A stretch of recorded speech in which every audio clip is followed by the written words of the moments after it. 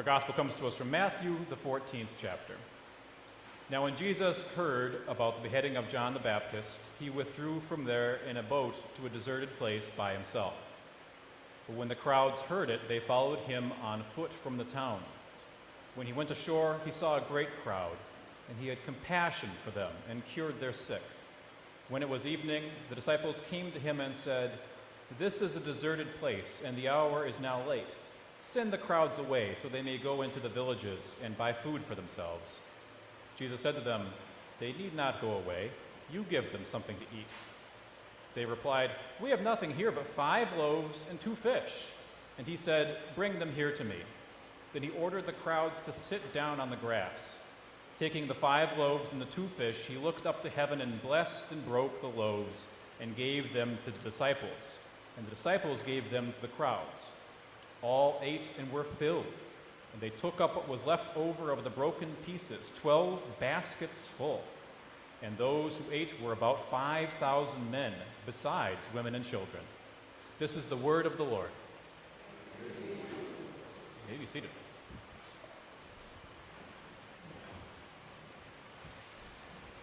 Would you join me in prayer? O Lord, may the meditations of my heart and the words of my mouth be acceptable to you, O Lord, my rock and my redeemer. Amen. If you are in Sweden and you drop your child off at a Swedish family's house and it is dinner time, do not be surprised if your child comes home and says, "They had dinner, I was not fed. They all sat down, family dinner, plate in front of everyone except for me." This is true. This is a thing that really happens in Sweden. Why am I talking about this right now? Well, first, as a Norwegian, I need you to know what our neighbors are like. We have been complaining about the Swedes for a long, long time, and I need you to know just how weird these people are. It's a bizarre culture, and quite frankly, something needs to be done about the Swedes. They need to have a talking to, okay? Number 2, because this has been studied, there actually is a lot that's illustrative about the Swedish conundrum, as we'll call it here. The reason why this happens, the reason why the Swedes refuse to feed your child, is actually because they believe that in feeding your child, they will have brought shame upon you. The implication is that you are unable to feed your own child and that they would have had to have done it for you. Now, it's a very particular kind of culture that creates this scenario. And I guess to give the Swedes some credit, it's because they have actually built up a very wealthy society, a society with a whole lot of societal protections against hunger, such that it is very difficult in Swedish society to legitimately be impoverished to the point of not having enough to feed your kids. There's so many places of recourse where you can go. And why did the Swedes arrive at this conclusion? Well, it is because of the endemic Lutheranism that's a part of the culture there, right? They said part of what it means to follow after Christ is that, like in the feeding of the 5,000, there should be compassion for the poor among us, for the people who don't have enough. If we are to truly follow after Christ, we have to have a society that cares for the poor and for the needy. Okay, that's good. Put a pin in Sweden. I'm going to come back to them later because there's so much more that needs to be said about the Swedes, in all honesty. But what I do want to say is that fundamental question is what we've been doing all summer long in our series on discipleship, is we're asking ourselves, if we were to be true to the call of Jesus Christ, how would we pattern our life together? What would discipleship look like? What would our lives and communities look like? It's an answer to the question that was like really popular maybe 20 years ago when people would ask, what would Jesus do? Right? That was the way that it was formatted then. I think what would Jesus do, interestingly, had a different answer based on what Christianity you were coming at it from, though. So I think most people were formed in this kind of Christianity that said that's a question about activity. What would Jesus do is a question of, okay, interpersonally, how am I supposed to live my life? Like, what's the virtue that I'm supposed to live out? Or potentially, what would Jesus do is a question about orientation of like, so who does Jesus care about in the gospel? Who's my neighbor? Those sort of questions. If you came at this and your Christianity was perhaps a high liturgical Lutheran answer, or if it was potentially a lot of Catholics would look at it this way, or Orthodox, the answer to the question of what would Jesus do is that for us which we could never do for ourselves. That is a far different answer than the question of propelling me into activity, trying to go out into the world. That this is a question that sees this miracle of the loaves and fishes and says, wow, that is beyond my capacity.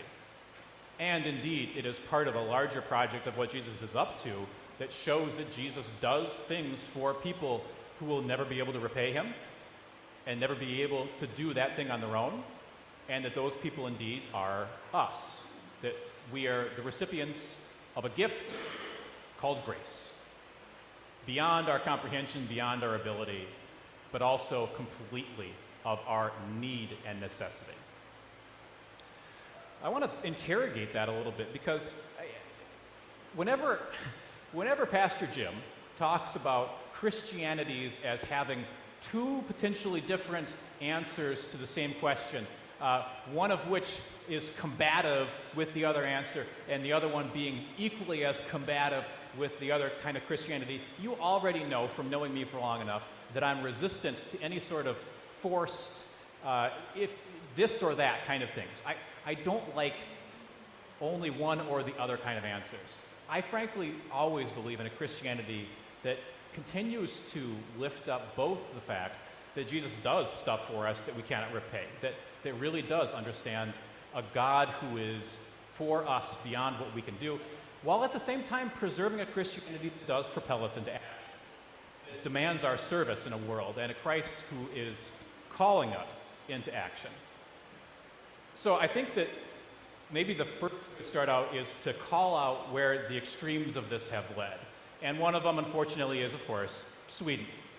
So the Swedes, being formed in this notion of here's what we ought to do, have now arrived at some of the highest levels of atheism in all of Europe. The Scandinavian countries have some of the lowest church attendance. And a lot of sociologists, as they look at this, will credit that high trust, high development, high riches society as exactly that. There really isn't any need any longer for the average Swede to go out and be of extraordinary service.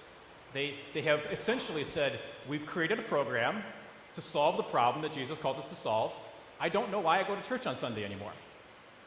I think this is a beginning because it begins with that wrong orientation of saying the fundamental answer to the what would Jesus do question is propel us into action. But what if there is no action to be propelled into in that moment, right? Then it's a self-defeating proposition. So I think that that's one of the problems, and that's again, I'm not making this up. This is studied by sociologists, and they will tell you that's part of the problem. And it's not just Scandinavia, but it's a lot of the places that have oriented themselves that way. That's another way of saying Sweden is not heaven, right? And in fact, I'm aware that Norway's not heaven either, although the fjords and everything are immeasurably more beautiful in Norway than they would be in Sweden. And because I'm aware that, honestly, if it was perfection, my people's most famous thing wouldn't have been to get into boats and go elsewhere violently, okay? We would have stayed. We would have stayed and enjoyed ourselves. And there's no way that we can actually make heaven on earth look like that also. In this country, however, I've encountered a different kind of ideological answer to this question of what would Jesus do that is no less troubling to me. And I heard this answer years ago before Christian nationalism was something that we were all talking about as a concerning movement. And it was spoken to me this way. The guy who was saying this, he goes, what if we were to gut all of our nation's social services, do away with them completely, and instead funnel all that money into church and have the churches do that stuff? Again, he said, again, like in the Middle Ages, where this is how these things ran. And I find that notion equally as concerning. that reminds me a little bit of a kind of a protection racket, where the guy throws a brick through your window and then comes back the next day and says, I'll protect you from these guys who are throwing bricks through your window. Which you say, you were the guy, but that was your brick. You threw the brick. I don't know if I want to go along with your plan. You're kind of just breaking things so that you can step in. So I don't like that notion either, especially, again, coming out of the Lutheran, we're inheritors of a doctrine that says that there's really two kingdoms on earth, and what you're doing in church on Sunday is God's activity in one kingdom, a spiritual realm, but that our leaders and our society and our bureaucrats and all those people, they actually have a godly job to do. They're supposed to take care of the poor. They're supposed to be making sure that society runs and functions, and that's their job. In fact, that's all of our jobs as we depart from here and go and work and live in society. So those are kind of the extremes, and there's one more that I also don't know if I always like, which is the answer that says, okay, what would Jesus do? That for us which we cannot do for ourselves, full stop, done. The one that just says, therefore, inactivity is the answer to all this. Perhaps these would be emblematic of the kind of church that is liturgy and only liturgy. It's a place where you go and you sit in the pew and perhaps you put $1 in or whatever, and you hear great music, and maybe it's an ancient ceremony that you're a part of, but there really isn't any need to go do anything with your week. There isn't any care for the poor present. There really isn't any impetus to go be at work in the world afterwards. It's just more to make you feel better about how chaotic the world is, and then you go home having been given a measure of peace. Believe it or not, my objective isn't to give you all just a measure of peace at the end of Sunday service. I actually want you to feel a little conflicted about the world you're going out into. I want you to have a little bit of a holy dissatisfaction with the way of the world. You're not going out into Sweden. You're going out into America. But even if you were going out into Sweden, I guarantee you that apropos that first song that we sang this morning all together, that talked about how there are still those who mourn, there are still those who hunger, there are still those who are in these situations, there are still those who are looking for faith. There are still those who seek after meaning. If that is the world we're called into, you can't just be okay about it being that way. You're supposed to, after being patterned on Christ, go and do that. And so that's where I think I stand in all this. I do begin with a tacit acknowledgement of God's grandness and what God has done for us that is beyond compare. It is from there that I begin this process of what I would call formation. Formation into disciples of Christ, formation into people who do go out and make an appreciable impact on the world, coming from that place of deep, deep gratitude about what's happened in their lives. And I think if I want to lift up one person who exemplified that this week, it's got to be Eleanor Bixby. And Eleanor Bixby, where is she? She just turned 6. There's the head, pops up, okay. On the day of her birthday, 6th birthday, said she was given an option about what to do, and she chose to go to LifeBridge to serve on her birthday. And it was not some grand pronouncement. It was not some huge thing where she's saying this is going to be, and she didn't even know there was going to be ice cream afterwards. I want to be really clear about that. The ice cream thing was post facto. She went to LifeBridge because it's just what you do. Because it's just a part of the expectation and the formation of what it means to be a part of our family, to be a part of our values, to be a part of this church, and for Eleanor Bixby to be Eleanor Bixby at 6 years old. So she stood there and she did her job of bread goes on the plate, bread goes on the plate. Some guy gave her $1 because she found out it was her birthday, which I think is kind of interesting to know that a man who may have been earlier panhandling than Ellie gets the $1 from him. I think that's a little reversed, but nevertheless, beautiful. And that's what I want, right? That's what I want for people. Luther said famously, God does not need your works, but your neighbors do. And fundamentally, this is also a question of miracle and abundance. To me, when I read this passage about the feeding of the 5,000, on one hand, I know that there's a reading of this that takes the miracle out of it, that says, oh, it's kind of a stone soup situation. Everyone added a bread as they went along, and it turns out that it was a very smelly crowd. They each had fish in their pocket, and so they added a fish in too as they went along.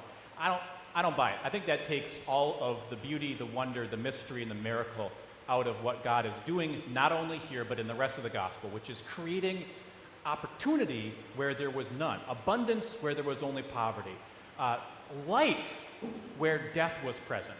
He was refuting the logic of the empire around him that did not give a crap about famines, just saw that as being part of everyday life, refuted the logic of the chief priests and the Pharisees and the scribes, who may have said it's regrettable, but I'm actually doing fairly well in the system, so I don't really mind.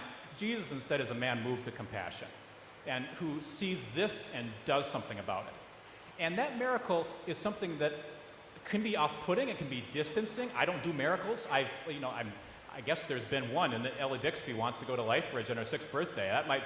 That might be a miracle unto itself. But the Bible tells us that we are going to do miracles. The Bible tells us that it might not always feel like it, but that the deeds of Christ will be accessed by you and me. That's a startling statement to make, and I don't know what that's going to look like. I don't know in what ways it's going to be. It might be in ways that can be explained, and it might be in ways that can't be explained. But no less miraculous is the idea that I'm confident as we go forth from here that you will all change the world in an appreciably better way, because on this day you have received from God that which you could never have asked for, earned, deserved, or anything else. What would Jesus do? He would love you. He would claim you as his own. He would make you part of the family of God and full inheritors of eternal life and abundance. He would also give you this duty and this task today, to go out and feed that world, to care for it, to give them bread and fish and hope and love. Let's do it. Amen.